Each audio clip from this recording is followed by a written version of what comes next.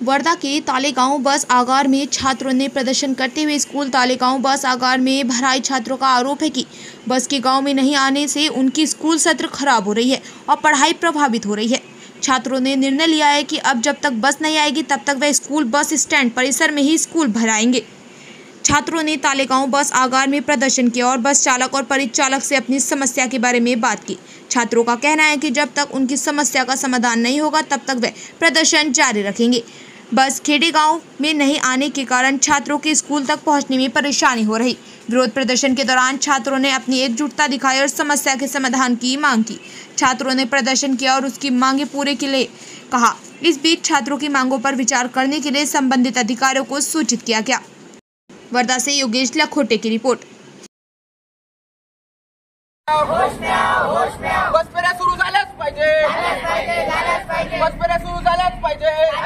बस प्रशासन होश में आओ, पायडीएसटी बस सुरू झालीच पाहिजे, पायडीएसटी बस सुरू झाली, विद्यार्थ्यांना न्याय मिळालाच पाहिजे, विद्यार्थ्यांना न्याय मिळालाच पाहिजे, बस फेऱ्या सुरू झाल्याच पाहिजे, बस फेऱ्या सुरू झाल्याच पाहिजे, बस प्रशासन विद्यार्थी एकजुटीचा 2-3 पोरी समोर वा।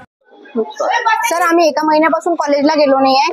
आमच्या गावाचं नाव पारडी आहे आणि बसेस एका महिन्यापासून बंद आहे, त्यामुळे आम्हाला खूप प्रॉब्लेम होत आहे। आमच्या ट्युशनला पण जात आहे। मेन म्हणजे सर आमचं 12वीचं वर्ष आहे आणि आता दिवसच किती राहिले, 5-6 महिने आहे सर। आम्ही काय लिहिणार आहे पेपरमध्ये?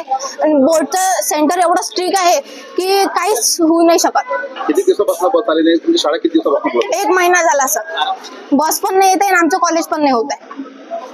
हो खूप केलं सर, पण कोणीच आमचं ऐकत नाहीये। सर मी पारडीमधून चैतन्य हिरुटकर आहे। मी 12वीला आहे हुतात्मा राष्ट्रीय विद्यालयामध्ये आष्टीला। मी 1 महिना झालो सर कॉलेजमध्ये नाही गेलो, कारण की सर आमच्या गावामध्ये एकदा अशी बस फक्त अटकली होती, ते पण ड्रायव्हरच्या गलतीमुळे। आणि त्या गलतीमुळे त्यांनी असं ठरवलं की ग्रुपवर फोटो आणि व्हिडिओ टाकून त्यांनी असं केलं की रोड खराब असल्यामुळे आमच्या बसेस जाऊ शकत नाही आणि आम्हाला त्रास होतो, त्यामुळे असं कंडक्टर आणि ड्रायव्हरनी टाकलं। त्याच्यानंतर सर आम्ही 8 दिवस शांत बसलो आणि 8 दिवसांना पुन्हा सर आम्ही म्हटलं की बस आम्हाला चालू करून द्या। यांनी काहीच ऐकलं नाही। आजपर्यंत सर आम्ही एका महिन्यात 10 निवेदन दिले सर। आरवी डेपो मॅनेजरला कॉल केला तर ते म्हणत होते मला की तू चांगला बोल म्हणून। मी त्यांच्यासोबत त्यांना प्रेमाने सांगत होतो की तुमचे ड्रायव्हर आणि कंडक्टर तुमची बस पारडीमध्येच उभी ठेवत आहे, आष्टीला नाही नेत आहे, तरी पण ते लोक ऐकत नव्हते। तर मी त्यांना एक म्हटलं की सर आम्हाला बस चालू करून देता की नाही देत? तर ते म्हणाले मी नाही देत चालू करून, तुला जे करायचं आहे ते करून घे, असे बोलले सर मला। मी त्याच्यानंतर सर विश्वभूषण दादासोबत कॉन्टॅक्ट केला आणि विश्वभूषण दादासोबत हे सगळं केलं। त्याच्यानंतर सर हे लोक म्हणतात की बस येतात, एक पण सर बस टायमिंगवर येत नाही आणि टायमिंगवर आणतात सर तर हे कुठे पण जंगला पहाडात सर बस उभी करतात आणि बरोबर डेपोच्या टाइमवर आपल्या डेपोमध्ये बस नेतात।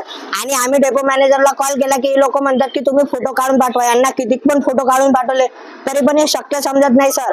आणि हे लोक म्हणतात की आमच्या बसेस गेला। आम्ही यांना एक म्हणत आहे की आम्हाला इथे आता आरवी डेपोचे मॅनेजर, वर्धा डेपोचे मॅनेजर जोपर्यंत इथे येत नाही तोपर्यंत आम्ही इथून उठणार आहे आणि उद्याची हॉल्टिंग बस जोपर्यंत आमच्या सोबत देत नाही आता तोपर्यंत आम्ही इथून उठणार आहे। आम्हाला आता हॉल्टिंग बस आमच्या सोबत पार्टीमध्ये पाहिजे।